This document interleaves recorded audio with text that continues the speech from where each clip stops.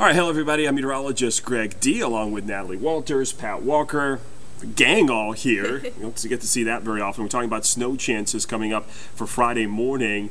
Could be interesting. Let's get right to the data and we'll kind of talk over it here as we go through this. So here's a setup. High pressure overhead, cool air in place, but it's not Arctic air, and that's kind of the issue with the forecast. Right. We have the cooler air in place right now, and you probably noticed if you step outside today or the past few days, we've been in the 60s and 50s, but we have a system off to the south and the west. This upper level low is going to begin to move its way in. That's what's going to bring the colder air with it as well, and that's when we're going to start to look at some winter weather that becomes possible across the state. At first, this looks like it's going to be mainly rain. Early Thursday morning, clouds increase tonight. Pat, I mean, there are some valley locations where the temperature actually falls below freezing, maybe a couple of icy spots, but really Thursday is mainly rain. Yeah, some of the river valleys of far west Arkansas, maybe even up around Clinton and some of those valleys there. Along 65, you could get to those colder temperatures where some light showers, but most of that shower activity is south, so maybe Clinton would be in the safe side. Yeah, and then that area of low pressure up there to the west, the upper low, we often look at these because there's a lot of rising air inside of them, and that rising air causes cooling. So sometimes even if you don't have Arctic air in place, that low and everything near it could be a little bit cooler. It makes its own cold air in a sense. Is what you're it's a cold air factory. Right. and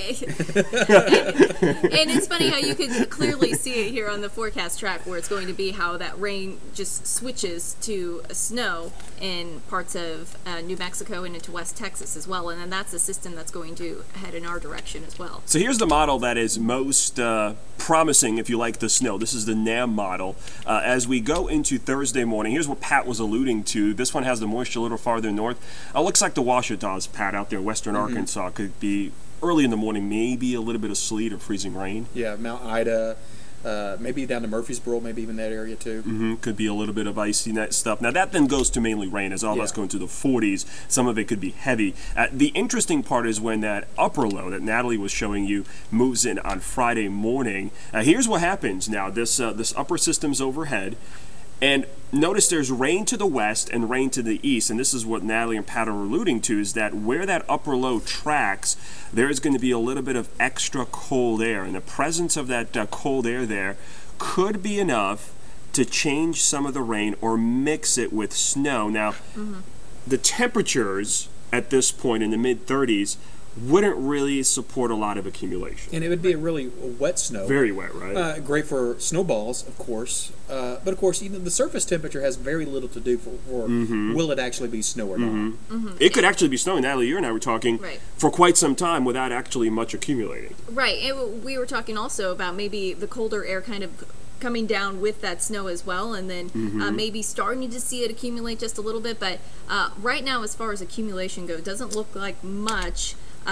And likely nothing onto those road surfaces. As far as grassy areas, we could see some minor accumulations, but that's something we're going to have to really look into once we get a better idea about what's actually going to happen with this and how cold it actually is as well. So that was Friday morning. You see by Friday afternoon, the upper system moves away. And notice what happens to the temperatures. As soon as the precipitation goes away, they rise up into the 40s, which really it shows you this is going to be an upper system that will be driving this with snow into Tennessee and Kentucky. And you can see how the model really changes it over to snow. It's like a bullseye. bullseye. Kind of like a circle, yeah, I've seen that before. This is the type of system that would give you snow in Mississippi or Alabama. We had snow on a Christmas, I believe, once along the Gulf Coast from a system like this, and then it all shifts away and temperatures go into the 40s. Now, we're not going to talk about numbers here. And by the way, Saturday, well into the 50s to near 60s, so any accumulation would be gone. We're not going to give you specific numbers because this is really a tough call.